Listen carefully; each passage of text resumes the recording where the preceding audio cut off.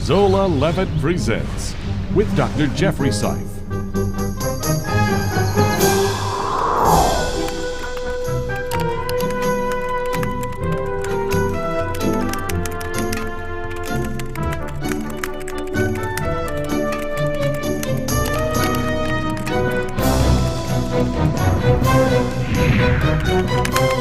Ask the Professor. Hearty shalom to all of you. Jeffrey Seif here. Pleased to welcome you once again to Zola Levitt Presents. This time we're presenting something a little bit different. For those of you who subscribe to our magazine, and I hope you all will get it and you'll see how later on in the program, I have a column in there called Ask the Professor. You know, I have 21 years as a Bible college seminary professor under my belt, and people write me, they email me, and we get a little dialogue going back and forth. Well, this program is going to be the first of a four-part series on Ask the Professor, but really it's all about the professor asking you.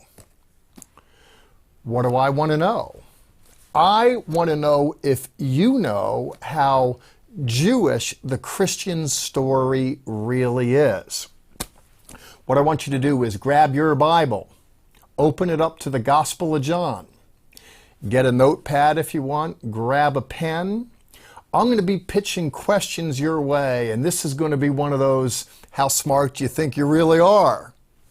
What I want to do is demonstrate how the Christian story is so very Jewish.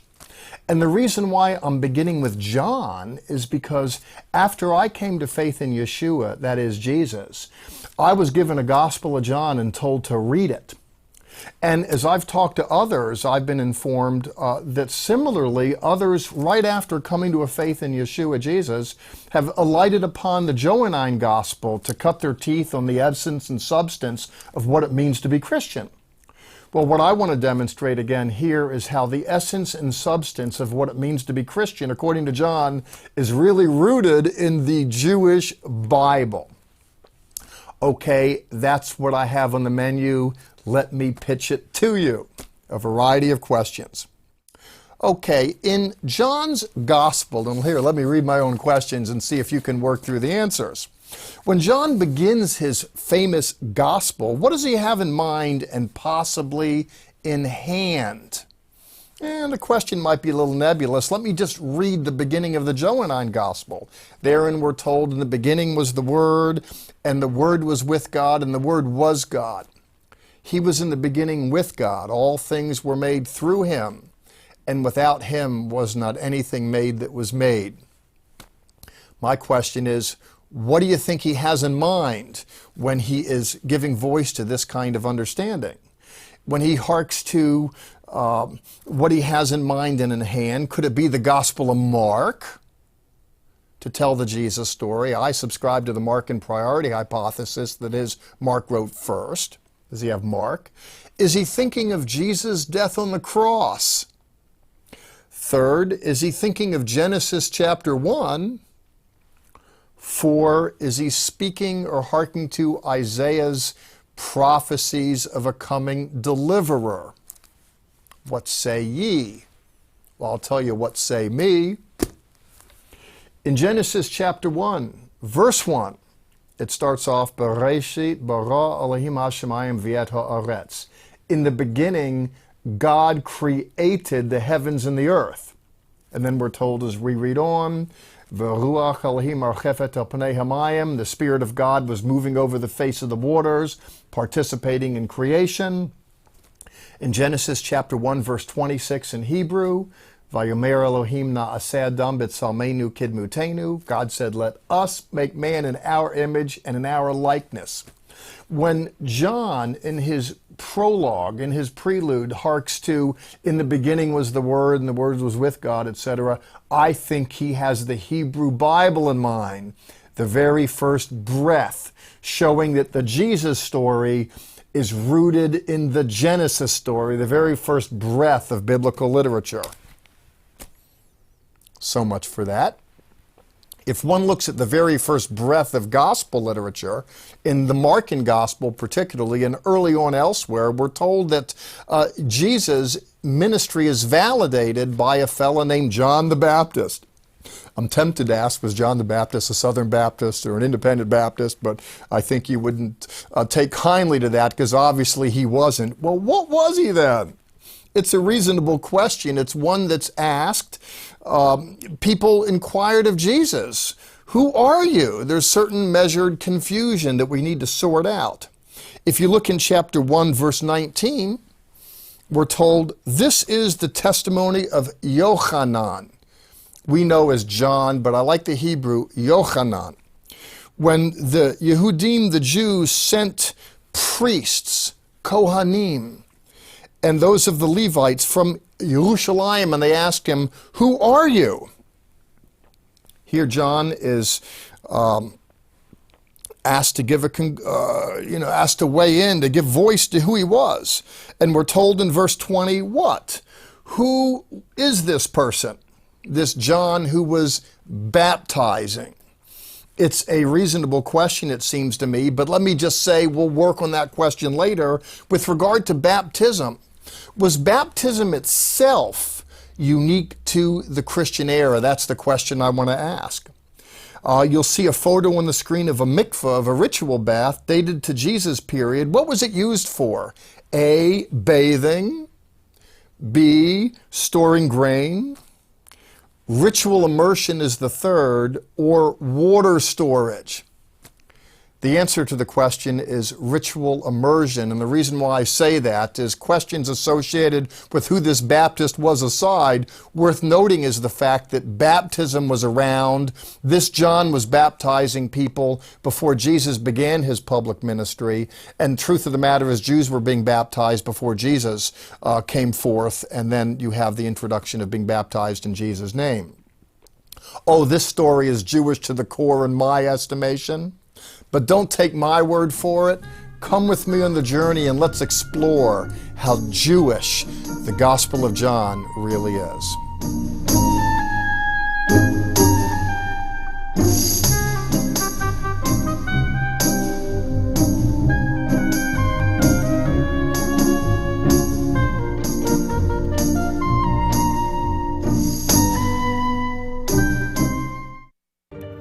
For insightful perspectives of Israel and Bible prophecy, ask for our free monthly newsletter, The Levitt Letter. When you call, be sure to ask for our free catalog with the latest videos, books, and music. Our correspondence course, the Institute for Jewish Christian Studies, includes reading packets, teaching CDs, and mail-in tests. You may want to join us on an upcoming tour of Israel or Petra, or cruise the Mediterranean visiting Greece and Ephesus. Please contact us for more information. Moving right along, and we're moving forward by going backwards. A moment ago I informed that baptism was not unique to the Christian era. That can be shocking to some, but baptism predates. Jews baptized converts into Judaism, and Jewish people that were already part of the community were baptized for various reasons. But there was this one guy baptizing called John the Baptist. Let me pitch a question to you relative to him. See how sharp you are. Here we go. When the priests and the Levites asked John whether he was the prophet, here's this guy baptizing, but he was unique, and they wanted to know, are you the prophet? Question, which prophet did they have in mind according to the Johannine introduction? What are they thinking? Is he the reincarnation of the prophet Ezekiel, who presaged the Messianic era? Is he Jeremiah, famous prophet in the Hebrew Bible? Is he Isaiah? When they say, are you the prophet, who are we referring to? Or 4, is it uncertain? Well, let's look at the biblical text in verse 21. And they asked him, are you Eliyahu? Are you Elijah? And he said, I am not. By the way, that's an interesting response, but I won't unpack it here. Well, are you the prophet? And he answered, no. Are we thinking of him being a reincarnated prophet? Could we be referring here to the promised one to come? Isaiah and the others spoke of the Messiah, but Moses is explicit in saying that there will come a prophet like unto me, heed him. There's a good argument that's what we're referring to here, but the text doesn't say explicitly, so I'll just leave it as an open question. But we'll get to Moses in a moment. Moving right along, relative to the question is, are you the one spoken by the prophets? It's not noted explicitly, but let me ask you a question later on. There are a variety of engagements with Yeshua, with Jesus, and the various individuals that he's calling unto himself. It seems that Yeshua, Jesus, is tapping into a network of affiliates with this fella John, who was baptizing. And they in turn are telling their friends and individuals within their webs of relationships. Well, when this fella Philip finds the guy Nathaniel in the Johannine beginning story, and he tells him he found Yeshua Jesus, the Mashiach, the Messiah, he mentioned a Hebrew source that spoke of the coming Messiah. Question, what was that source? Let's go ahead and consider, is he talking about Moshe Rabbeinu, Moses? Is he talking about Matthew? Because Matthew is all about connecting Jesus to the Hebrew Bible. Is he talking about Herod? Or is he talking about Peter? Inquiring minds want to know. Well, let's go on the journey. In John chapter 1, verse 45, we're told, Philip found Nathanael, and Natan in Hebrew is gift, and the suffix el, gift of God. He found this gift of God and said, we have found the Messiah, or we have found him of whom Moses in the law and also the prophets wrote, Jesus of Nazareth, the son of Joseph. It seems to me then that Moses is the correct answer. Now, what have we here, just to summarize and then move on? What I find striking in the Hebrew Bible, beyond the fact that it harks to the Genesis narrative originally, and thus roots it back in the Hebrew Bible, and beyond the fact that the principal advocate, this harbinger of this new era, John the Baptist, baptism itself, as we briefly alighted upon, has a tradition in the Jewish world where people baptized for various reasons and various seasons in their life. Not only that, we see some interplay with the Hebrew prophets and this ultimate lawgiver prophet, Moses himself. And if I understand the Christian Bible correctly, what is it that I should understand about the Christian Bible? It seems to me that I should understand that the Jesus story is rooted in the Jewish story. And I think this is the greatest story ever told, but it's similarly the greatest story never told. When you chuck the Old Testament, when you chuck the Jewish rootage of it all, the story just loses its initial moorings.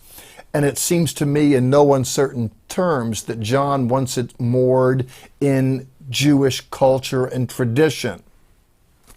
I want you to develop an understanding of that, of course, and Zola Levitt Ministries exists to do that, to show the Jewish roots of the faith in order to teach not just about things past, but things to come as we look at Bible prophecy relative to Jesus' second coming. But here we're introducing the first coming and exploring it, the Jewish connection to it all, and we'll attend to that as we continue with Ask the Professor.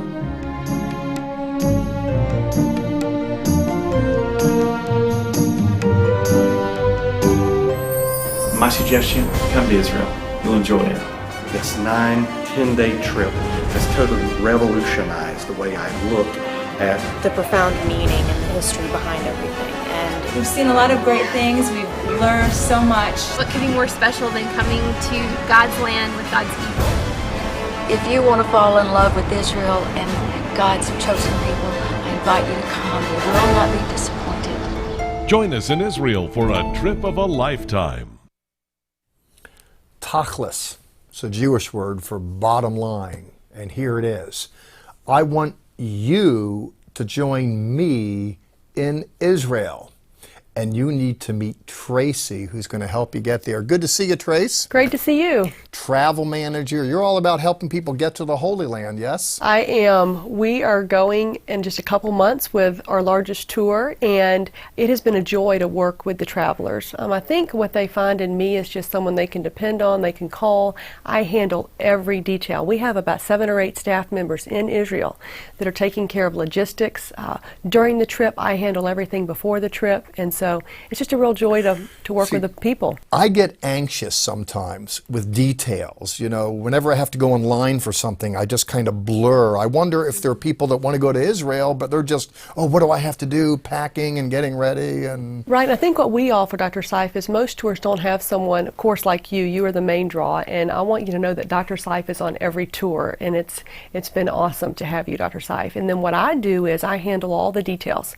And so when a traveler goes over to Israel, they need to be concerned about deepening their intimacy with Yeshua, and that's what they do. And we handle everything. Like I said, we've got over about 140 people for this tour. It's just a joy. And I think what my passengers say is that they don't expect to really bond so much with the other travelers.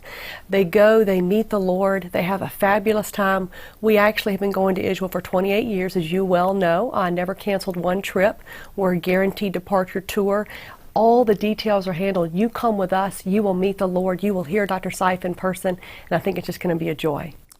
Well, there you go. And you heard what the lady said.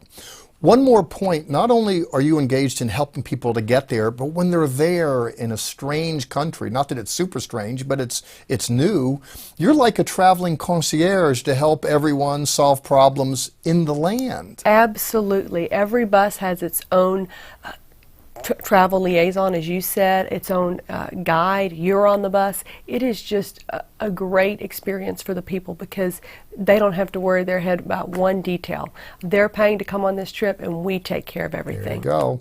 And like I said, you heard what the lady said. Thank you so much for being interested in hearing what we say. And if you want to know more about what we're all about, www.levitt.com is the place to go to. 1-800-WONDERS is the number to call. We want to send you our free monthly magazine, in which we have the Ask the Professor column. If you want to penetrate into biblical literature, if you want to look at it with a Jewish set of eyes, come with us on the journey. The offers for the program will be appearing later. It's a book that I wrote, In the Footsteps of the Rabbi from Tarsus. Some call him St. Paul, others Brother Paul, Reverend Paul. I like Rabbi Paul because Paul was a Jewish rabbi. I wrote this book to go along with a television series that I did, 12 parts, where I followed Paul traveling all around the Middle East in modern Turkey, Greece, Italy. We followed his steps. If you want to get it, the book is an offer. The DVD series, it's all coming to you. You'll learn about that more. Speaking about learning more, however, let's open up the Bible now and look at some issues that resolve when we consider John. What do I have in mind? In the New Testament, not only was Paul a rabbi, but Yeshua, Jesus, was referred to as rabbi. It's a word meaning teacher. Now I want to ask you a question. Who said, Rabbi, to Yeshua, Jesus, you were the Son of God, the King of Israel? Wow, that's quite an affirmation. Who said it in the Bible? Was it Peter in the Johannine Gospel initially? Was it Nathaniel? Was it John the Baptist? Or was it the Virgin Mary? Inquiring minds want to know. Well, let's look in John chapter 1, verse 49. Nathanael said to him, and I quote, "Rabbi, you are the Son of God. You are the King of Israel." The one ordained, spoken of by the prophets to superintend the affairs of the Jewish people. Oh goodness, that was Nathanael, of course, and he wasn't the only one that laid siege to that claim. But to me it's profound, again, as I've been saying this whole program, it underscores how the Jesus story is rooted in the Jewish story. I want to move on beyond the first chapter to the second and work with some other issues. In the Bible, we discover Jesus making his entrance into Jerusalem, and people are selling sheep and oxen, and he's not a happy camper. In John chapter 2, verses 13 through 25, we read about this, and he takes a whip of cords and drives them out. Not happy in the least, saying, "You shall not make my Father's house a house of trade." Let me ask you a question. Is selling livestock in the temple environs and changing money, does that in and of itself betray any biblical moorings? Is it a sin to sell livestock in Jerusalem for temple purposes? Yes or no? Inquiring minds want to know. And I want you to know that the answer is no. That is to say, the issue isn't that it was problematic to sell livestock. And the reason why I say that is Jews are coming from all over the world in order to sacrifice, and they had to have unblemished livestock. And so if they came from far away and they wrapped up Bambi, Fluffy, or whatever, a nice little lamb, it would be bruised by the journey, bouncing around in the cart through the course of the journey. No, they had to purchase good livestock when they were there. And as in any international city, people exchange money to put it in a common currency so everyone can buy and sell. There's a standard, and money's changed and transacted, just as livestock has to be acquired. The issue, it seems to me, isn't about there being a problem with the acquisition of livestock or even changing money.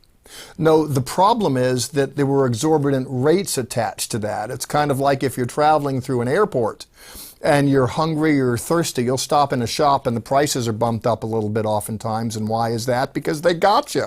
You can't leave the airport. And it could be said, we got you. That is to say, people were in Jerusalem. It's the trip of a lifetime. They need to acquire the livestock. They need to purchase the money. It seemed to me that there were some in the religious elite that bumped the prices up. In fact, that's the record, in fact, as I understand it. The thing that I want to underscore with you is that it's not problematic in and of itself in order to purchase livestock, because everyone would have needed to do that. Well, what do I want to do with that point, as with the others made in this particular program? Again, at the risk of being redundant, in this Ask the Professor series, and this is but the one of 4, what I wanted to do is explore the Gospel of John, but I'm particularly game to explore it. I want to look at the good news with Jewish views, and I want it colored with Jewish hues. What do we see in the process of so doing? Well, we get a whole other image, a vision of Jesus amongst Jews, for Jews, with Jews. I think it's great to engage the Jesus story with a mind to rediscover the Jewish story, a mind to get rid of anti-Semitic tendencies which seem so ubiquitous in the church, everywhere to be found, jaded prejudices against the Jewish people. Let's look at it fresh. Let's look at the Bible fresh. Let's discover Jesus amongst Jews, for Jews, the King of the Jews, a lover of Jews. And let's be blessed and enriched. This, again, as I'd said, is the first of a 4-part installment of Ask the Professor, where we're going on a journey into the Gospel of John. And having taught, let's now sing a little as we consider Zola Levitt, a musician in his own right, who helps us to explore the Jesus story with Jewish melody. Off we go to Zola.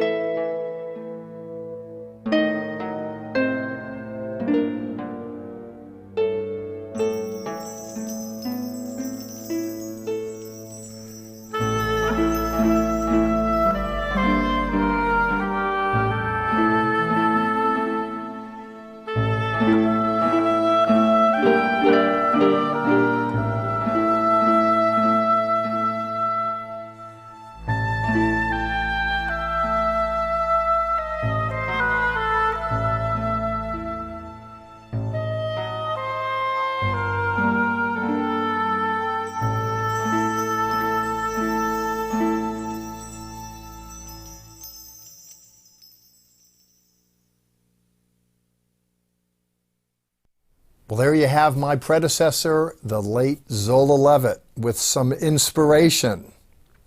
And now you're stuck with me with some information with this Ask the Professor series. I hope you're getting a sense of it, and I hope you'll enjoy it.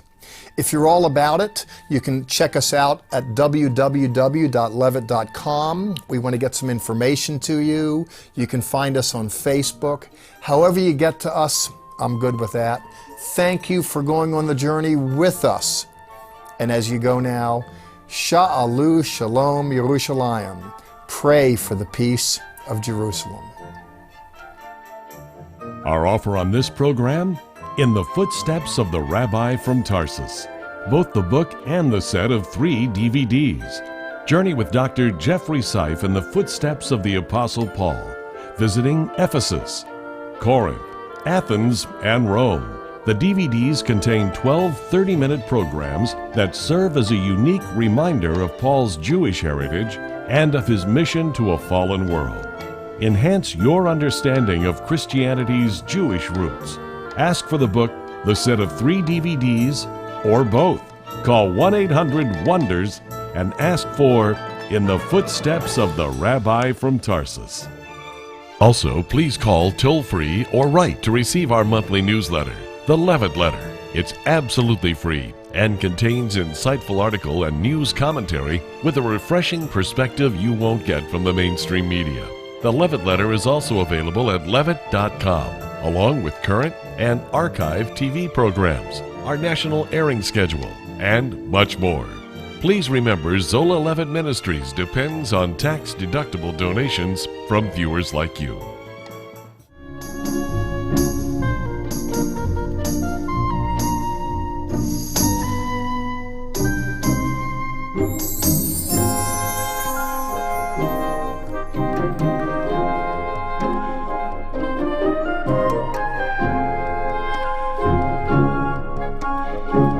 This has been a paid program brought to you by Zola Levitt Ministries.